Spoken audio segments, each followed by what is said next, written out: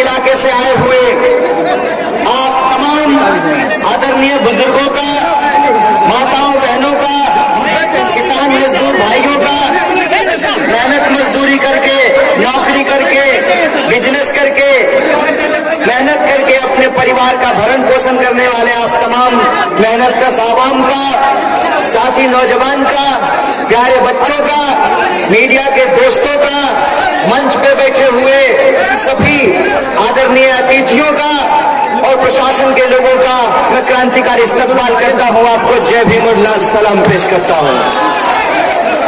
दोस्तों, अभी आपने देखा कि मेरे गांव से कुछ लोग आए हुए हैं और जाले के लोगों ने मिथिला का पाग पहनाकर, चादर देकर उनका स्वागत किया है। इसके लिए मैं जाले के आप तमाम निवासियों का तहे दिल से शुक्रिया अदा करता हूं, आपको धन्यवाद कहता हूं। दरअसल मामला ये है कि मैं कुछ दिन पहले मधुबनी के रहिका में आया था और हमने अपने बातचीत के क्रम में लोगों को बताया कि दरअसल जाले हम लोगों की, हमारे पुरखों की दी है।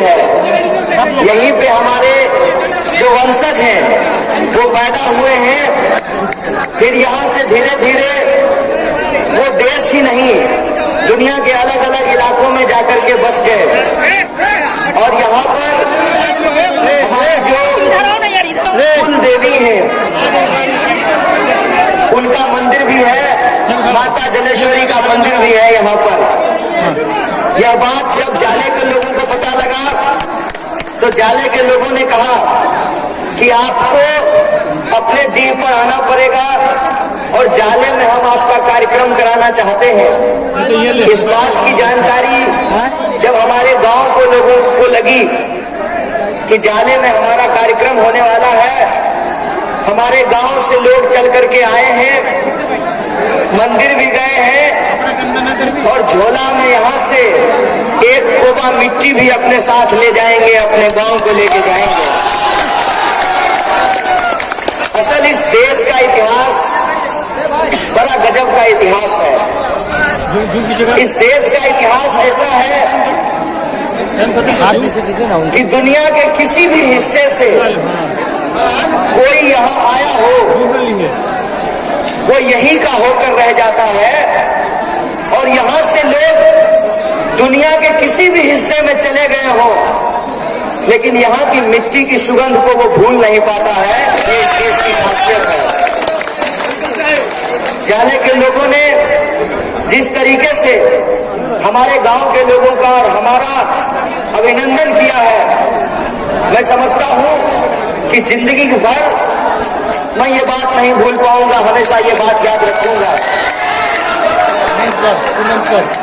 और सिर्फ जाले के लोगों ने हमारा स्वागत ही नहीं किया है बल्कि हमारी दाढ़ी थोड़ी तमीज में नहीं थी तो हमारा रूप रंग भी थोड़ा बदल दिया है।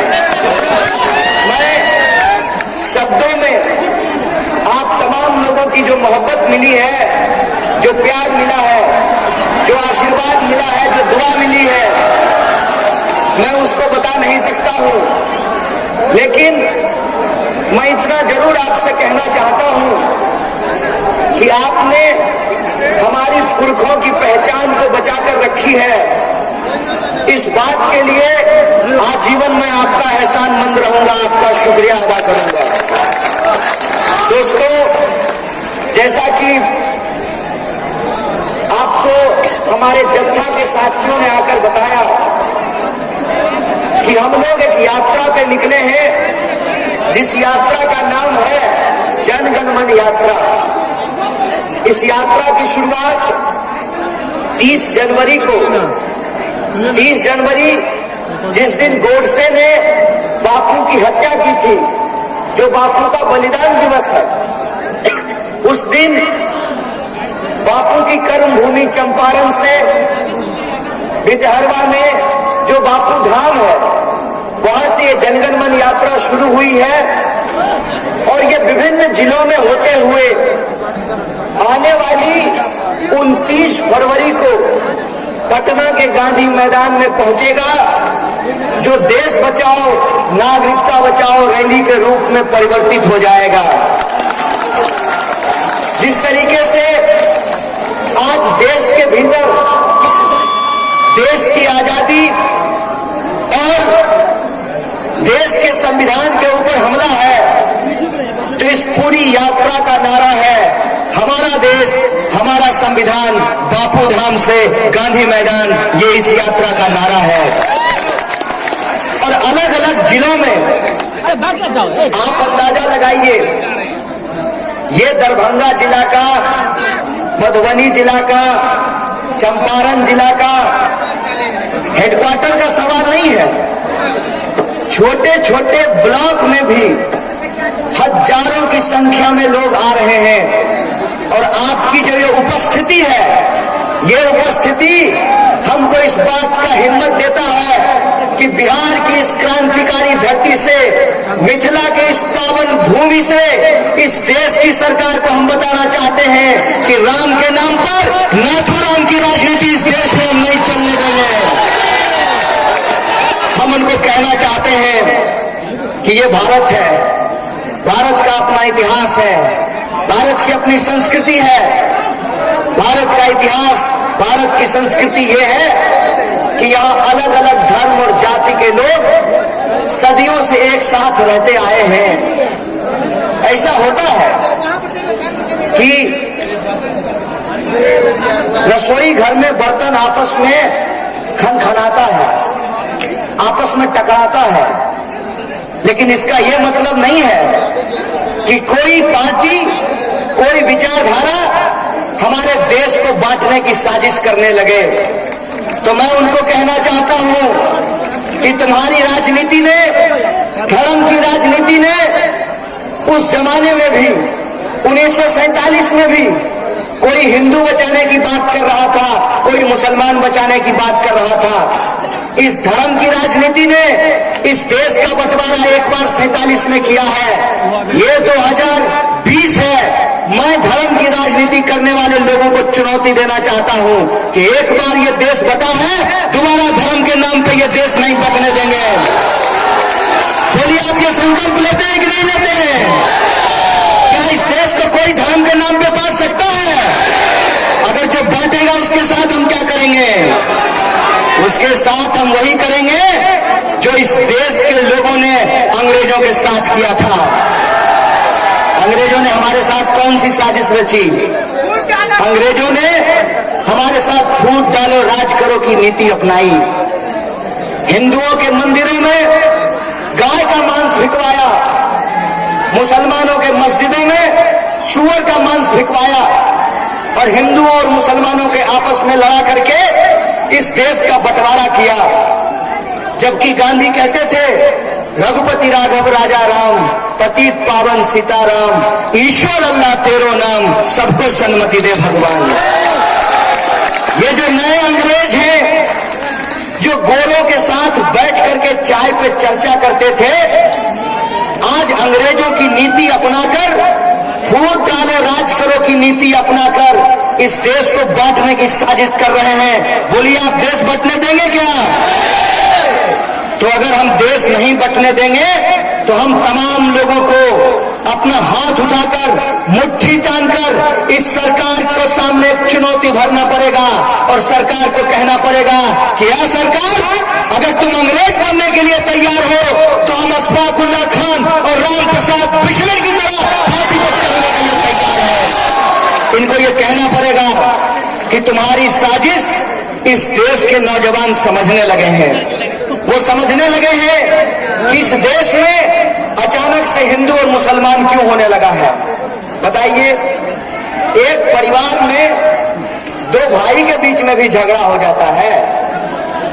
एक गांव में दो अलग अलग जाति के लोग रहते हैं, उनके बीच में भी झगड़ा हो जाता है। और कोई गांव ऐसा हो जहां एक ही जाति के लोग रहते हैं, वहां भी पड़ोसियों के बीच में झगड़ा हो जाता है। मोटरसाइकिल से दूसरे मोटरसाइकिल को धक्का लग गया। बताइए इसमें धर्म कहां से आ गया? इसमें धर्म कहां से आ गया? अरे ब्रेक नहीं लगा, मोटरसाइकिल ठीक से नहीं चलाने आया, एक मोटरसाइकिल दूसरे मोटरसाइकिल से टकरा गया, तो इसमें धर्म कहां से आ गया? ये जानबूझ करके हर छोटी मोटी विवाद को, हर छोटी मोटी लड़ाई को, हर छोटे मोटे मतभेद को हिंदू और मुसलमान कर देते हैं। ये हिंदू और मुसलमान इसलिए कर दिया जाता है ताकि इस देश के लोगों का जो असली सवाल है, रोजी रोटी, कपड़ा, मकान, शिक्षा, स्वास्थ्य, सड़क, बिजली, पानी, आत्मसम्मान, उन सवालों को गुमराह किया जा सके। हमको ये समझना पड़ेगा कि दिन रात हमारी टीवी में हिंदू और मुसलमान का बहस क्यों होता है। दिन रात हमारी टीवी में हिंदू और मुसलमान का बहस को अगर जब आप गौर से देखेंगे तो यह बात आपको पता चलेगा कि खेत में मर रहे हो किसान, सीमा पे शहीद हो रहे हो जवान, तो ये लाजिम है कि जिन्होंने बेचा है अपना ईमान वो टीवी में बैठ करके करेंगे हिंदू और मुसलमान। इसीलिए इस देश से जो प्यार करने वाले लोग हैं, जो बापू को मानने वाले लोग हैं, जो अशफाक उल्लाह खान और राम प्रसाद बिस्मिल को मानने वाले लोग हैं, जो भगत सिंह और चंद्रशेखर आजाद को मानने वाले लोग हैं, जो सावित्रीबाई फुले और फातिमा शेख को मानने वाले लोग हैं, उनको ये समझना पड़ेगा कि पुरखों ने जिस बात के लिए कुर्बानी दी थी वो ये नहीं था कि इस देश के भीतर संविधान ने जो हमको अधिकार दिया है कि किसी भी इंसान के साथ उसके पहचान के आधार पर, चाहे धार्मिक हो या जातीय, कोई भेदभाव नहीं किया जाएगा। कहां से कौन सी ऐसी परिस्थिति पैदा हो गई कि एक बार फिर से इस देश के जो राजनीतिक पार्टियां हैं वो 47 की भाषा बोल रहे हैं, वो अपनी राजनीति कर रहे हैं, धर्म के नाम पर वो राजनीति की रोटी सेक रहे हैं। तो मैं आप तमाम लोगों को ये बता देना चाहता हूं कि ये जो यात्रा हमने निकाली है, इस यात्रा का कोई राजनीतिक उद्देश्य नहीं है। आपके हाथ में जो शान से ये तिरंगा फहरा रहा है, इस तिरंगे को बचाने का सवाल है, अपने संवैधानिक हक को और इंसाफ को बचाने का सवाल है। मैं आपको बता दूं कि ये लड़ाई किसी को MP, MLA, किसी को मंत्री, प्रधानमंत्री या मुख्यमंत्री बचाने का